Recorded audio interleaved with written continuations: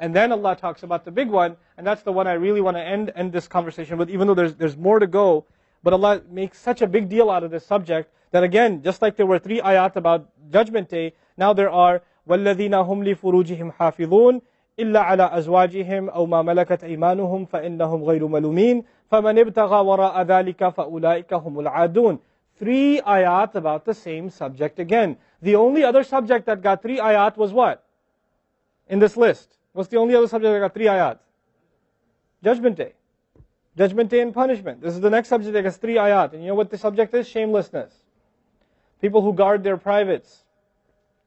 We live in the ultimately shameless world today. The world in which streaming videos off of any website are available on your mobile device.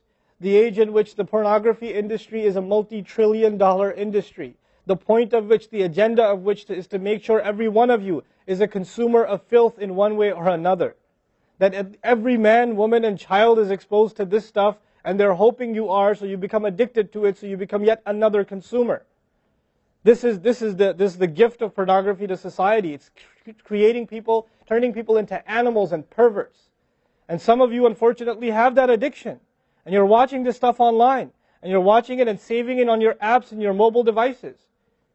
And you don't feel bad about it anymore. You've justified it to yourself. And you feel bad about it once in a while, but you go back to it. And as a result, you think, oh, well, at least I'm not hurting anybody. At least I'm not doing it to anybody else. I'm just watching this stuff. It's okay. But you know what's happening to you? Inside, your soul is being just gutted. You have no soul left inside of you. So your prayers are empty and you can't even shed a tear in your salat because your heart is so devoid of the fear of Allah because of the filth you've been watching all this time. It's turned you from a human being into an animal. So you can't even look. A woman passes by and you see a piece of flesh walking by. You don't see a human being walking by that deserves respect. You check everybody out and everything out. You're constantly gawking and staring. You have a hard time putting your eyes down. When you're on the subway, when you're on campus, when you're at work, you're walking down the street, you just can't help it. You see a billboard, you take a second look, you see a third look. You don't miss any opportunity to just to violate your soul with your eyes. You're addicted completely. And then you say, brother, how do I get khushu' and salat?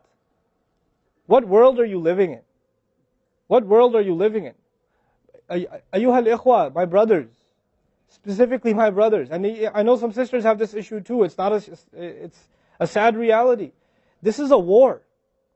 This is a war. This is more dangerous than any military war. This is the war that's destroying our souls. It's making its way into our homes. It's making its way, if I want to protect my children from this stuff as much as possible. But when my child goes to school, and it doesn't matter if it's Islamic school, there's a very high statistical likelihood that someone, a friend, with their iPod, with their mobile device, will say, hey, look at this. It's a very realistic, a thing nowadays. It's not far-fetched. And so I have to prepare my children for the filthy world that they're going to be brought up in. And there's no escape from this stuff anymore. There isn't. It's everywhere. It is everywhere. You have Islamic lectures followed up by, those YouTube puts those follow-up clips, and something will be filthy. Something will have to be filthy. And I don't think that's by accident. I'm not much of a conspiracy theorist, but I don't think that stuff is an accident. And what happens to you guys is you watch a video, you see something filthy, you click it, you click something else, and you end up watching disgusting things. That's what happens to you. وَالَّذِينَ هُمْ لِفُرُوجِهِمْ حَافِظُونَ. Especially when it comes to their privates, they guard them. They guard their shame. Brother, what's the solution? Should I get married? Like the guy who asked the other day, how can I get married right now? No, guys, the solution is not marriage. Because if you're a pervert, then you're going to be a pervert after marriage too. If you have no shame now, you will have no shame after marriage. Honestly. You think marriage is going to end your problems? No. Your problem isn't marriage. Your problem is spiritual in nature. Your problem is psychological in nature. You need help. You need to stop this. You need to stop hurting yourself like this. You will have nothing, there'll be nothing left inside you. I just had an email from a teenager who's addicted to pornography, an anonymous email, 14, 15-year-old teenager. Says, I want to kill myself. I can't stop. I've been watching it since I was 11. My parents don't know. I read this stuff and I cry because he's not one. There's millions of Muslim kids like this. Millions. Millions of them. We have to help these people. We have to do whatever we can. And we don't have the trillions of dollars of advertising to counter that. We don't. And it's not realistic for me to say Facebook, YouTube, Twitter, internet, it's all haram. It's not realistic, because it's a reality. It's as common as oxygen now. The only thing we can do is have a mature conversation about this and teach our youth to deal with this and navigate this and not fall into it. The elders that are here, stop watching Indian movies, man. Why are you sitting in a lecture talking about salat and the importance of salat, and you don't guard your shame? Mother and daughter and husband and wife and sister sitting together watching whatever? God, come on. Stop. وَالَّذِينَ هُمْ لِفُرُوجِهِمْ حَافِظُونَ. They guard their privates. But guarding your privates doesn't mean you don't commit zina. It means everything that leads to the temptation. Everything that leads to it. They watch it. They guard it. They know it's under attack. They know that their shame is under attack. They realize that their weakness is their urges. Those urges that Allah put inside of us, that are so strong. Allah put them there for a reason. He did. And every one of you have them. You don't have to, I don't have to have a dalil for you to have them. I know. The guys that are here.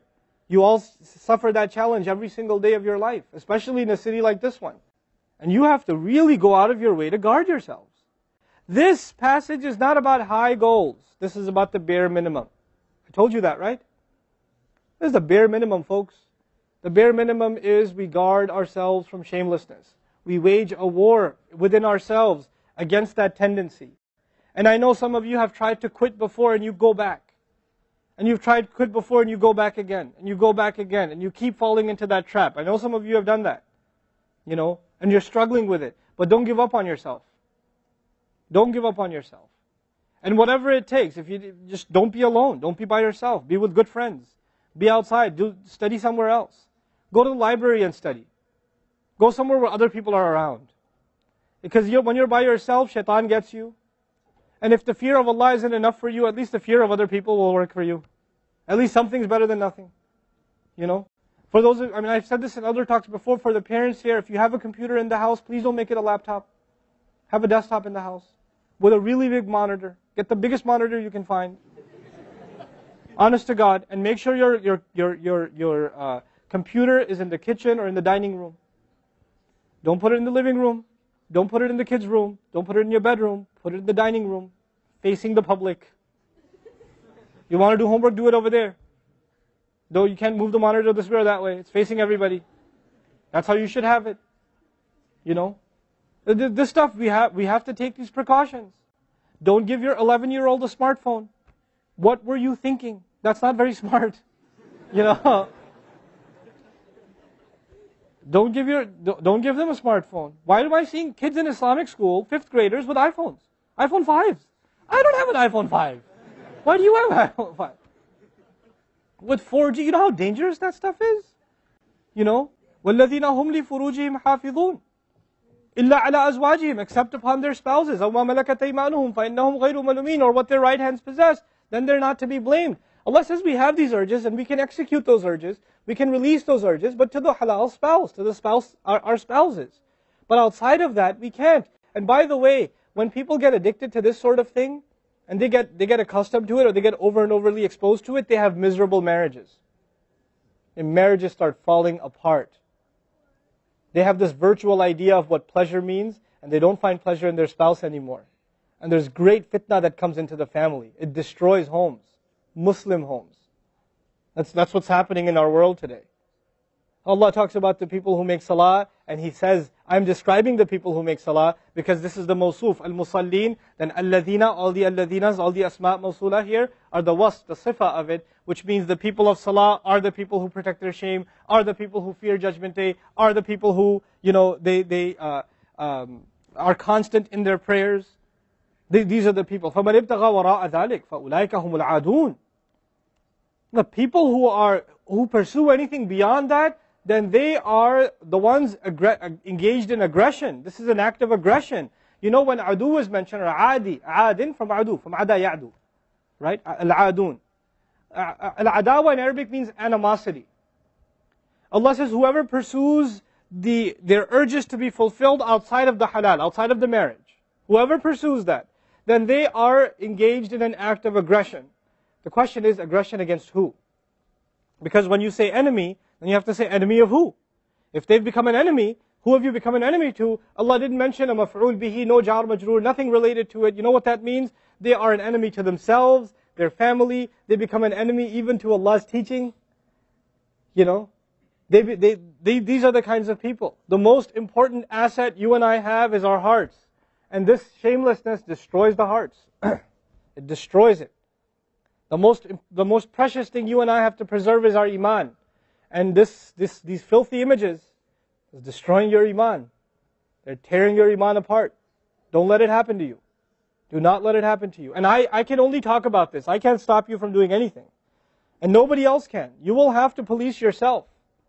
You will have to control yourself. You'll have to make the decision, is my iman important enough? Is my salat important enough?